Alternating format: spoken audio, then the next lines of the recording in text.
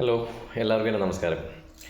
ദൃശ്യം 3 58 മണിക്കൂർ കൊണ്ട് 100 കോടി കളക്ട് ചെയ്തു എന്ന ന്യൂസൊക്കെ വന്നിരുന്നു. കാരണം ദൃശ്യം എന്ന സിനിമ ഒരുപാട് സ്ഥലത്തേക്ക് റീമേക്കുകൾ ചെയ്തു. ഇന്ത്യൻ ഭാഷകളിലല്ല, പുറമേയുള്ള ഭാഷകളിൽ വരെ റീമേക്ക് ചെയ്തിട്ടുണ്ട് എന്നുള്ള ഒരു അഭിമാനകരമായ നേട്ടം ഈ മലയാള സിനിമയ്ക്ക് ഉണ്ടായിട്ടുണ്ട്.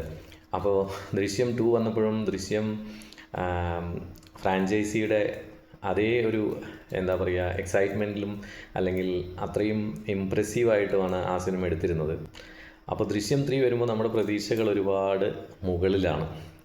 സത്യത്തിൽ ഇതാണ് ഈ ദൃശ്യം 3 എന്ന സിനിമയുടെ ഏറ്റവും വലിയൊരു പ്രശ്നം.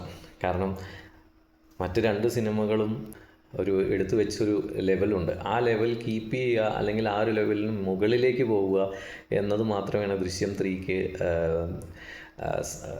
ചെയ്യാൻ പറ്റുന്നുള്ളൂ. കാരണം അതല്ലെങ്കിൽ ആ ചിത്രം പരാജയമാവും, അല്ലെങ്കിൽ ജനങ്ങളിൽ നിന്ന് നല്ലൊരു അഭിപ്രായം കിട്ടില്ല. കാരണം ജനങ്ങളുടെ പ്രതീക്ഷകൾ അത്രയ്ക്ക് മുകളിലാണ് ദൃശ്യം 3യിൽ. അപ്പോൾ ഈ വിജയം കരസ്ഥമാക്കിയത് ഒരു പരിധിവരെ സൂചിപ്പിക്കുന്ന ആ സിനിമ എല്ലാവർക്കും ഇഷ്ടപ്പെട്ടു എന്നുള്ളതാണ്. അപ്പോൾ ഈ സിനിമ ഞാൻ കണ്ടപ്പോൾ എനിക്ക് തോന്നിയ കാര്യങ്ങളാണ് ഞാനിവിടെ പങ്കുവയ്ക്കുന്നത്. ദൃശ്യം 3 എനിക്ക് ദൃശ്യം 1നെയോ ദൃശ്യം 2നെയോ കമ്പയർ ചെയ്യുമ്പോൾ ഒട്ടും തന്നെ മികച്ചതായി തോന്നിയില്ല.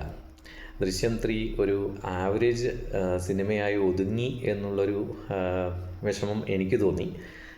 നിങ്ങൾക്ക് പലർക്കും എതിരഭിപ്രായം ഉണ്ടാവും. എന്തായാലും ഈ സിനിമയിൽ ഭൂരിപക്ഷം പ്രേക്ഷകരും പ്രതീക്ഷയോടെ അല്ലെങ്കിൽ ഈ സിനിമ കാണണമെന്ന ആഗ്രഹത്തോടെ തിയേറ്ററിൽ പോകുന്നതിൻ്റെ വിജയമാണ് നമ്മളിപ്പോൾ കണ്ടുകൊണ്ടിരിക്കുന്നത്. അന്യഭാഷ റീമേക്കുകൾ തെലുങ്കിലോ അല്ലെങ്കിൽ തമിഴിലോ ഈ പടത്തിൻ്റെ റീമേക്ക് ഉണ്ടാവുന്നതല്ല. അതുകൊണ്ട് തന്നെ അതിൻ്റെയൊക്കെ ഡബ്ഡ് വേർഷനുകൾ റിലീസ് ചെയ്തിരുന്നു.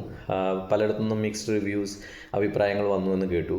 അതിനുള്ളൊരു കാരണം എനിക്ക് തോന്നിയത് നമ്മളെ ഞെട്ടിപ്പിക്കുന്ന അല്ലെങ്കിൽ നമ്മളെ വളരെ ത്രസിപ്പിക്കുന്ന രംഗങ്ങൾ ഈ സിനിമയ്ക്കകത്ത് കുറവാണെന്നുള്ളതുകൊണ്ടാണ്. ദൃശ്യം 1ലെ അതിൻ്റെ ആ ക്ലൈമാക്സിലുള്ള മോഹൻലാൽ തൂമ്പയെടുത്ത് നടന്നു വരുന്ന ജനമൈത്രി പോലീസ് സ്റ്റേഷൻ്റെ ബിൽഡിംഗ് കൺസ്ട്രക്ഷനിടയിൽ നിന്ന് നടന്നു വരുന്ന ആ ഒരു സീൻ മതി നമ്മുടെ മനസ്സിൽ ഇപ്പോഴും ആ ഒരു എന്താ പറയുക ഒരു അഡ്രിനാലിൻ അല്ലെങ്കിൽ ഒരു ത്രസിപ്പിക്കുന്ന ഓർമ്മ തരുന്നത്. അപ്പോൾ ദൃശ്യം 2വിനകത്തും ഇതുപോലെ പിടിക്കപ്പെടുമെന്ന നിമിഷങ്ങളിൽ വന്നിരുന്ന ട്വിസ്റ്റുകൾ അതൊക്കെ ഗംഭീരമായിരുന്നു. നമ്മളെ വല്ലാതെ ഇങ്ങോട്ട് ഇമ്പ്രസ് ചെയ്യിച്ചു. അതാണ് ആ സിനിമയുടെ വിജയം. ദൃശ്യം 3 ഒരുപാട് എക്സൈറ്റ്മെൻ്റ് ഒന്നും തരുന്നില്ല. സാധാരണ കാണുന്ന ദൃശ്യം ഫ്രാഞ്ചൈസി പോലെ തുടങ്ങി ഇനിയിപ്പോൾ അങ്ങ് കത്തിക്കയറും എന്ന് പ്രതീക്ഷിക്കുന്ന ഒരു ഇൻ്റർവൽ പഞ്ച് വരുന്നുണ്ട്. എനിക്ക് ഇനി അങ്ങോട്ട് കാണാനുള്ള ഇൻട്രസ്റ്റ് ജനിപ്പിക്കുന്ന ഒരു ഇൻ്റർവൽ ബ്ലോക്ക് തന്നെയാണ് ഈ സിനിമയുടേത്. അത് കഴിഞ്ഞ് സിനിമ ഗിയർ മാറ്റി പോകുന്നുണ്ട്. പക്ഷേ ക്ലൈമാക്സിലെത്തുമ്പോൾ ഈ പടം ഇത്രയേ ഉള്ളൂ, തീർന്നോ എന്നുള്ള രീതിയിലേക്ക് നമ്മളിൽ കുറച്ച് പേർക്കെങ്കിലും ചിന്തിപ്പിക്കും. ഒട്ടും തന്നെ നമ്മളെ എക്സൈറ്റ് ചെയ്യിപ്പിക്കാതെയാണ് നിർത്തിയത്. പലയിടത്തും ലൂപ്പ് ഹോൾസ് ഉള്ള അല്ലെങ്കിൽ അത്ര നമുക്ക് ലോജിക്കലി കൺവിൻസിങ് ആവാത്ത രീതിയിലൂടെയാണ് അല്ലെങ്കിൽ വളരെ നോർമൽ ലെവലിലൂടെയാണ്.